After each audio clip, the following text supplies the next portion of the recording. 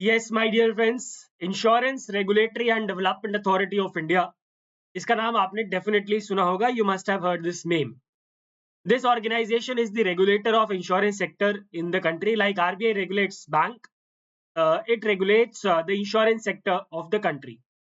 Now, in the last general meeting of IRDAI, they decided, they gave a proposal that in the next 5 years they will come up with around 40 to 50 vacancies of the assistant managers of the grade A officers, right? So I decided कि भाई मैं आप लोगों के लिए भी एक video बनाऊं जिसमें मैं आपको बताऊं that you can also prepare for grade A examination. Now, if you are preparing already for RBI grade B examination, then you can easily prepare for this examination. I'm not saying that you can easily crack.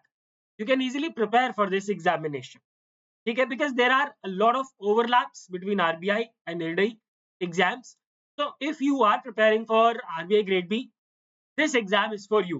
And देखो यार, बहुत honestly मैं आपको एक बात बताता हूँ, why I'm saying to prepare for this examination, that because there is no guarantee that you will be clearing the RBI grade B examination. मैं तो लोगों से ये भी बोलता हूँ कि आप SBI PO या IBPS PO जैसे एग्जामिनेशन भी दो along with RBI grade B.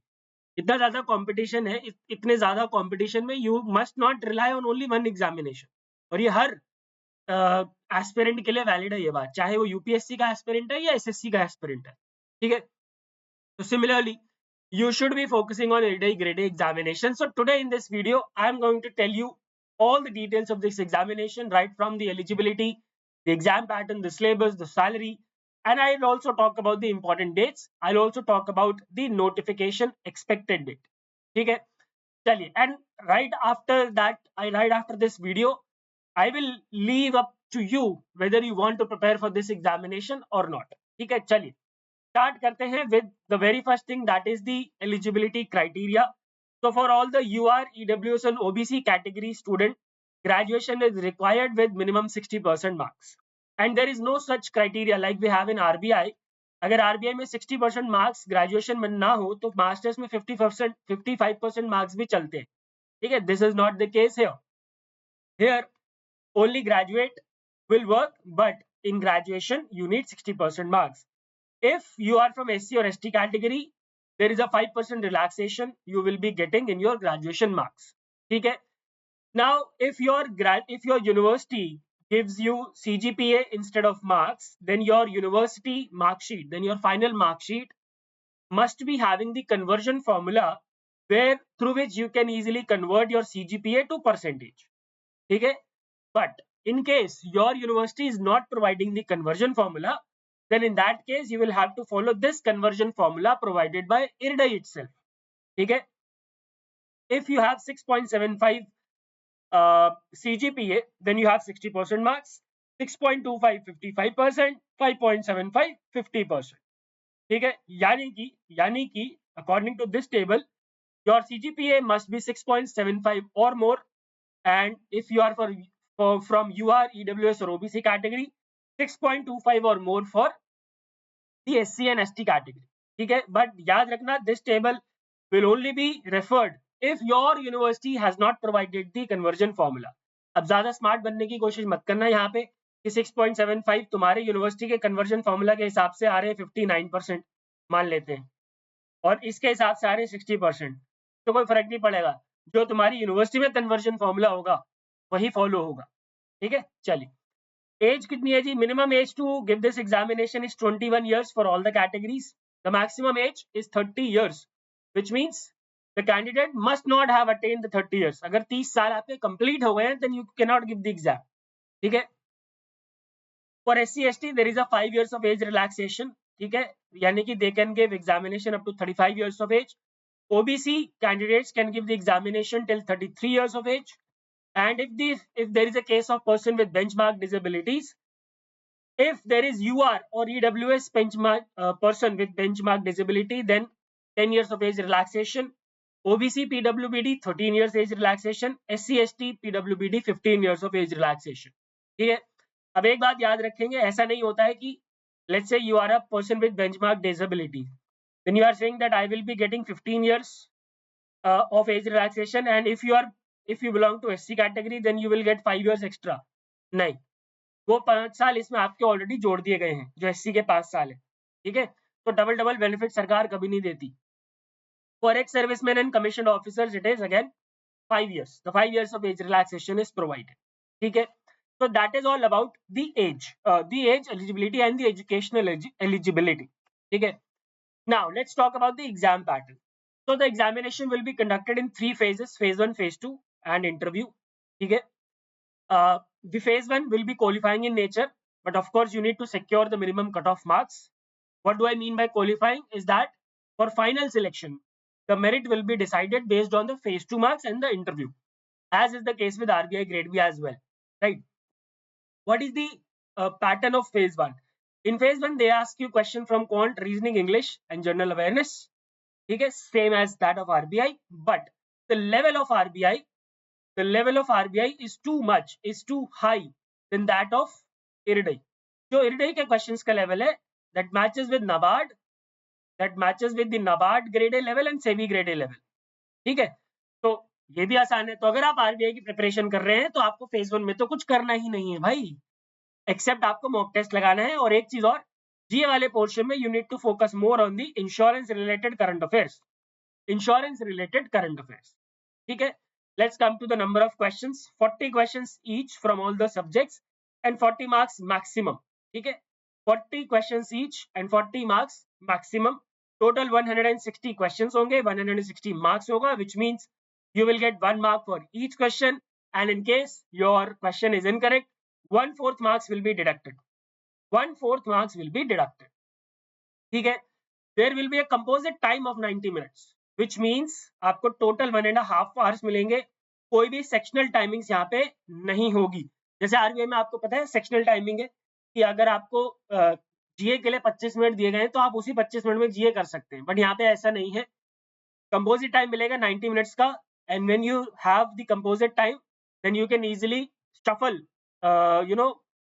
the sections. अगर अभी आप रीजनिंग कर रहे हो, अब आपका मन है जीए करने का, तो आप कर सकते हैं, देयर इज नो इशू, ठीक है।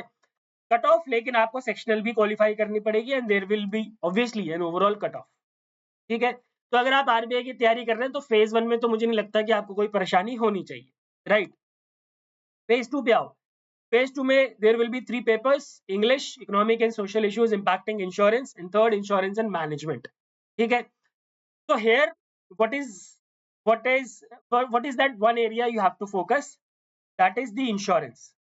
ठीक है, इंश्योरेंस देखो, इंग्लिश आपका आरबीआई में भी है, मैनेजमेंट आपका आरबीआई में भी है, ईएसआई आपका आरबीआई में भी है, लेकिन यहाँ का जो ईएसआई है वो थोड़ा सा अलग है, यहाँ का सिलेबस भी ईएसआई का अलग है। तो बेसिकली यहाँ पे जो ईएसआई है that is also impacting insurance, right. तो 3 पेपर आपके यहाँ पे होते हैं, पेपर 1, 2, 3। अब यहाँ पे जो अच्छी बात यह है कि आपको कंप्यूटर पे टाइप करके आंसर नहीं करना होता। क्वेश्चन आएगा कंप्यूटर स्क्रीन के ऊपर ही, लेकिन आपको लिखना आपको आंसर शीट में होगा, जो कि आपको एग्जाम हॉल में मिलता है, ठीक है। अनलाइक इन आरबीआई, जैसे कि आपको आरबीआई में क्या होता है, कंप्यूटर पे आंसर लिखना होता है, लेकिन यहाँ पे आपको आंसर शीट्स पे लिखना होता है, right. The maximum mark for each paper will be 100 and you will get 60 minutes each for every paper. 100 marks का होगा, 60 मिनट आपको मिलेंगे, ठीक है।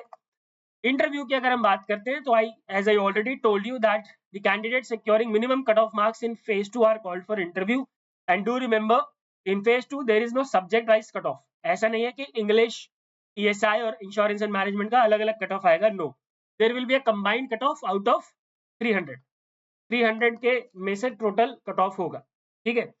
इंटरव्यू मार्क्स यहाँ पे मेंशन नहीं है इनके नोटिफिकेशन में, but they have mentioned that the weightage of phase 2 and interview will be 85:15, which means if the markings will be done from 100, then 85% weightage will be given to the phase 2 and 15% weightage will be given to the interview, ठीक है जी। and final selection, as I already told you, is based on the marks obtained in phase 2 and interview, ठीक है जी। तो ये हो गया exam pattern. अब आते हैं तीसरी सबसे इंपॉर्टेंट चीज पे, और वो है सिलेबस। तो if I talk about quant, reasoning, English, तो यार वही सिलेबस है जो आप सारे एग्जाम्स में पढ़ रहे हो। बैंकिंग हो गया, यूपीएससी हो गया, एसएससी हो गया, वही है, बस क्या होता है लेवल चेंज हो जाते हैं, ठीक है। तो यहाँ पे आपको याद रखना है the level will be of NABARD and SEBI, which means the easier level, ठीक है। एसबीआई प्री का लेवल आप कह सकते हो, या मैक्सिमम अगर आपको सेफ साइड पे रहना है तो आप आईबीपीएस मेंस IBPS मेंस के लेवल का करके चले जाओ, ठीक है, दैट्स इट। उससे ज्यादा करने की आपको जरूरत नहीं है। टॉपिक्स वही हैं सारे, टॉपिक्स में कोई डिफरेंस नहीं है। Same goes for reasoning. Again जो लेवल है that matches with the NABARD examination, and I would suggest you to go for SBI pre paper as well, ठीक है। अब जो फेज 1 है आपका, उसमें बस आपको कुछ नहीं करना है। If you are preparing for RBI, you have to just go for the mock test of IRDAI, that's it, ठीक है। जनरल अवेयरनेस में मैंने आपको ऑलरेडी बता दिया that you need to focus more on the insurance sector. General awareness, you need to focus more on the insurance sector, but obviously you can't ignore the other sections. You have to go through all the sections that is given in the current affairs magazine, whichever magazine you are following, ठीक है। For insurance related in-depth news you can follow IRDAI's website। IRDAI की website को आप follow कर सकते हैं, ठीक है। आगे चलते हैं फेज 2 के सिलेबस पे। सबसे पहले पेपर 1 है इंग्लिश, एक ऐसे आएगा, एक प्रेसी आएगा और एक कॉम्प्रिहेंशन आएगा, जो कि RBI में भी आता रहता है, और एक बिजनेस कॉरेस्पॉन्डेंस भी आता है, ठीक है। तो बेसिकली यहाँ तो आपको कोई ज्यादा परेशानी होनी नहीं चाहिए, और इसमें लिखना है पेपर पे तो लिखने की भी कोई टेंशन नहीं है। एंड यस, एक चीज और मैं आपको बता दूं, यहाँ पे फेज 2 में कोई भी ऑब्जेक्टिव क्वेश्चन नहीं है। There is no objective type question, all the question will be descriptive based, ठीक है। ठीक है, अगर हम ESI paper 2 ESI impacting insurance का सिलेबस देखते हैं, तो ESI के ही टॉपिक्स है, लेकिन उसको हमने क्या करा, इंश्योरेंस से जोड़ दिया, ठीक है। टॉपिक्स बहुत सारे सिमिलर मिलेंगे आपको, लेकिन ऑब्वियसली आपको सब कुछ कनेक्ट करना है इंश्योरेंस के साथ, ठीक है। इकोनॉमिक ग्रोथ, ठीक है, business cycles and insurance penetration, impact of A structure on economy, application of utility theory, थोड़ा सा इकोनॉमिक्स भी है इसके अंदर, कोर इकोनॉमिक्स भी है इसके अंदर, पूरा RBI वाला सिलेबस नहीं है। तो बेसिकली अब जैसे फाइनेंशियल मार्केट, फाइनेंशियल इंस्टीट्यूशन, ये कॉमन है, इकोनॉमिक कैपिटल कॉमन है, economic reforms in India common है, ठीक है। अब यहाँ पे एक चीज बस आपको पढ़नी है, जो आपने ESI पढ़ा है RBI में, उसको आपको कनेक्ट कर देना इंश्योरेंस सेक्टर से। फॉर एग्जाम्पल, इकोनॉमिक रिफॉर्म्स जब हुए थे, तो how did it impact the insurance sector, COVID का इंश्योरेंस सेक्टर पे क्या इम्पैक्ट आया, and how did the insurance sector boom, have a boom after the COVID-19। इस तरीके से everything related to social sector.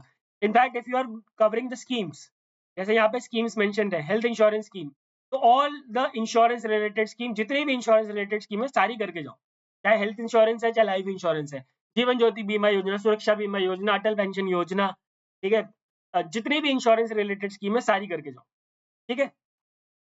Same we have this syllabus of insurance, core insurance, पूरा का पूरा इंश्योरेंस है। आपको इसके नोट्स कहीं पे भी मिल जाएंगे, आराम से मिल जाएंगे, इसमें ज्यादा परेशानी नहीं होगी। ये सिलेबस की आप स्क्रीनशॉट ले सकते हो, ठीक है, और आप रीड आउट कर सकते हो। मैं एक एक वर्ड पढ़ के ऑब्वियसली नहीं सुनाने वाला। Management is completely same as that of RBI।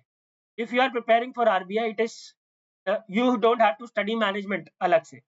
So basically, if I talk about the syllabus of IRDAI ना, then extra what you are studying is insurance, ठीक है। जो आप एक्स्ट्रा पढ़ रहे हो ना, वो इंश्योरेंस पढ़ रहे हो, चाहे वो करंट अफेयर्स है, चाहे वो स्टैटिक है।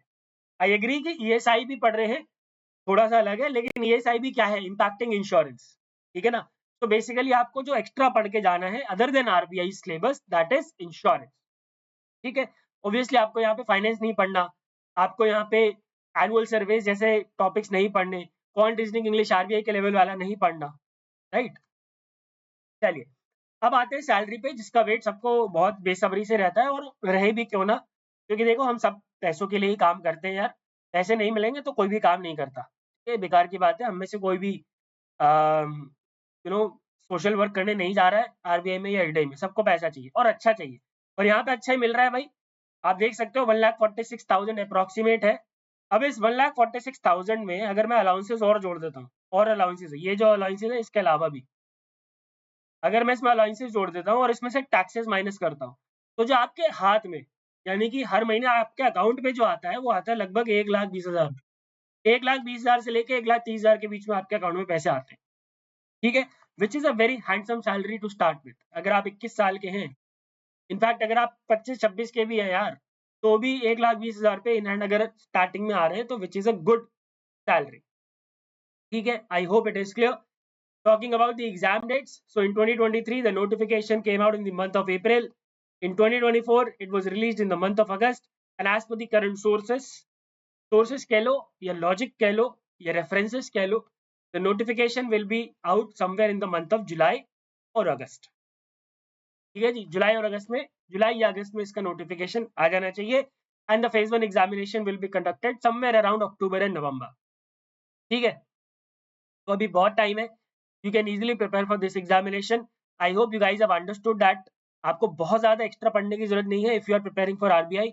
Of course if you are trying to prepare only for this examination, of course आपको सारी चीजें पढ़नी पड़ेंगी अच्छे से। Alright, so that's all for this particular session, guys. I hope it will be easier for now for you to make a decision whether you want to prepare for ADI or not. Thank you very much. Goodbye, take care, and God bless.